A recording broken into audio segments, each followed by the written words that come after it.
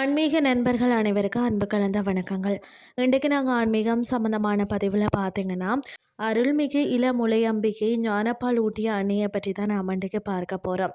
திருவண்ணாமலை மாவட்டத்தில் பார்த்தீங்கன்னா, செய்யாற்றில் திருவோத்தூரில் அமைந்துள்ள வரலாற்று சிறப்புமிக்க வேதபுரீஸ்வரர் திருக்கோயிலின் நாயகி அன்னை இளமுலையம்பிகையை பற்றி தான் நாம் இன்றைக்கு பார்க்க போகிறோம்.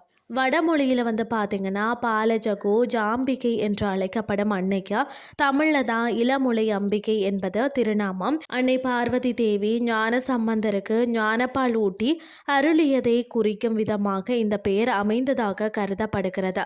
இங்கு அன்னை நின்ற கோலத்தில், அதாவது 4 கரங்களுடன் மந்த காச புன்னகையோடு காட்சி அளிக்கிறார். பக்தர்களின் குறைகளை தீர்க்கும் கருணை கடலாக அன்னை திகழ்கிறார். ஒவ்வொரு தமிழ் மாத பிறப்பிலையும் அன்னைக்கு சிறப்பு அபிஷேகங்கள் நடைபெறுகிறதாம்.